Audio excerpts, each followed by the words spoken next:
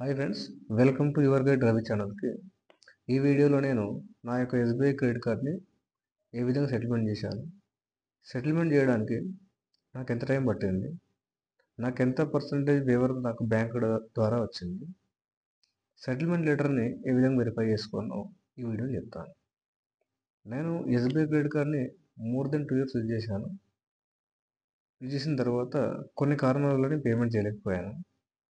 దాని తర్వాత పేమెంట్ చేయడం ఆపేసిన తర్వాత ఆల్మోస్ట్ నాకు 1 yearకి ఎస్బీఐ ద్వారా నాకు సెటిల్మెంట్ ఆఫర్ అనేది రావడం జరిగింది.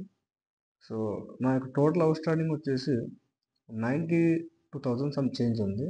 సో నాకు సెటిల్మెంట్ లెటర్ ఆఫర్ వచ్చేసి 20,500కి నాకు సెటిల్మెంట్ ఆఫర్ ఇచ్చారు. ఇది ఆల్మోస్ట్ 78% వేవర్ అనమాట. సో నాకు 22%కి నేను ఎస్బీఐ క్రెడిట్ కార్డ్ సెటిల్మెంట్ ఆఫర్ని తీసుకున్నాను.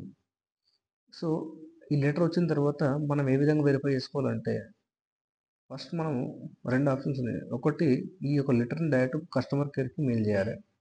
మెయిల్ చేసిన తర్వాత వాళ్ళకి అడగాలి. యాక్చువల్గా ఏంటంటే కొన్నిసార్లు సెటిల్మెంట్ లెటర్ మనకు ఈ థర్డ్ పార్టీస్ ఉన్నాయా, వాళ్ళు అప్రూవ్ చేసిన తర్వాత వాళ్ళ ద్వారా మనం మాట్లాడిన తర్వాత బ్యాంక్ వాళ్ళ ద్వారా మనకు వస్తుంది. సో కొన్నిసార్లు ఏంటంటే వీళ్ళు ఏజెన్సీలు డైరెక్ట్ మనకు పంపిస్తాయి. సో ఇందులో మోసపోవడానికి చాలా ఆస్కారం ఉంటుంది అనమాట.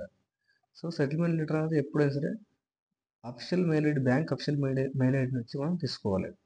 సో ఫస్ట్ ఇంపార్టెంట్ పాయింట్ వచ్చేసి బ్యాంక్ అఫిషియల్ మెయిల్కి నుంచి సెటిల్మెంట్ లెటర్ వచ్చిందా లేదా చెక్ చేసుకోవాలి. ఫర్ ఎగ్జాంపుల్ SBI.com ఉందనుకోండి. సో మనకు లాస్ట్లో ఆ యొక్క మెయిల్ ఐడి వచ్చేసి బ్యాంకర్ మెయిల్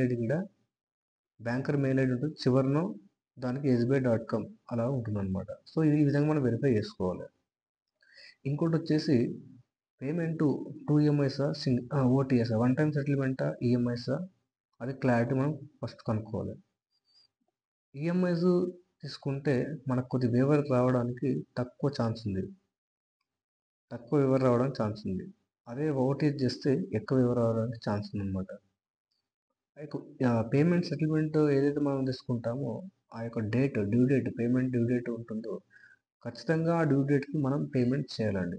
ఎందుకంటే ఒక్కసారి ఆ యొక్క డ్యూ డేట్ తర్వాత 1 day తర్వాత నువ్వు పేమెంట్ చేసినా ఆ సెటిల్మెంట్ లెటర్ అది వాయిడ్ అయిపోతుంది. వాయిడ్ అంటే నల్ అండ్ వాయిడ్ అంటే పేమెంట్ అది ఇన్వాలిడ్ అయిపోతుంది. అంటే అగ్రిమెంట్ ఏదైతే మనం అగ్రిమెంట్ తీసుకున్నామో పేమెంట్ చేస్తామని చెప్పేసి అది మనకు ఇన్వాలిడ్ అయిపోతుంది. సెటిల్మెంట్ చేసుకోవడం అంటే ఇది ఫైనాన్షియల్ డెత్ కింద కన్సిడర్ చేసుకోవచ్చు మనము. ఎందుకంటే వన్స్ సెటిల్మెంట్ చేసామంటే దాని యొక్క రీమార్క్స్ అనేది మనకు 7 years వరకు బ్యాంకులో మన సివిల్ రిపోర్ట్లో ఉంటుందండి. ఓకే, నెక్స్ట్ లోన్ రావడానికి కూడా మనకు ఛాన్సెస్ తక్కువ ఉంటాయి. సెటిల్మెంట్ అనేది నీకు లాస్ట్ ప్రియారిటీ కావాలి, it is not first priority. నేను కట్టలేను అనుకున్నప్పుడు మాత్రమే సెటిల్మెంట్ చేసుకోవడం అనేది బెటర్ చాయిస్. మనమైతే సెటిల్మెంట్ చేస్తామో దాని యొక్క రీమార్క్స్ అనేది సివిల్ రిపోర్ట్లో 7 years వరకు అదే విధంగా ఉంటుంది. 7 years తర్వాత మాత్రమే ఆ సివిల్ రిపోర్ట్లకి నుంచి ఆ యొక్క రీమార్క్స్ అనేది వెళ్ళిపోతాయి ఆటోమేటిక్గా. సెటిల్మెంట్ లెటర్ వెరిఫై అనేది ఇందాక చెప్పినట్టు ఒక ప్రాసెస్. బ్యాంకర్కి మెయిల్ ఐడి చేయాలన్నమాట. ఏమని మెయిల్ చేస్తారు నార్మల్గా, సో అండ్ సో లెటర్ నాకు వచ్చిందండి, ఈ యొక్క లెటరు వ్యాలిడా ఇన్వాలిడా, ఇది కరెక్టేనా అసలు అని చెప్పేసి మీరు టైప్ చేసి బ్యాంకర్కి కస్టమర్ కేర్కి మెయిల్ చేస్తే వాళ్ళని కన్ఫర్మ్ చేస్తారండి అసలు వచ్చిన లెటర్ వ్యాలిడా లేదా. ఇంకో మెథడ్ వచ్చేసి నువ్వు డైరెక్ట్ బ్యాంక్కి వెళ్ళేసి ఈ యొక్క వచ్చిన లెటర్ని వాళ్ళకి షో చేస్తే వాళ్ళు వెరిఫై చేసి మీరు చెప్పేస్తారు వచ్చిన మెయిల్ ఐడి కరెక్టా లేదా అని చెప్పేసి. నాకు ఎస్బీఐ క్రెడిట్ కార్డ్ సెటిల్మెంట్ రావడానికి మోర్ దెన్ 1 year టైం పట్టిందండి.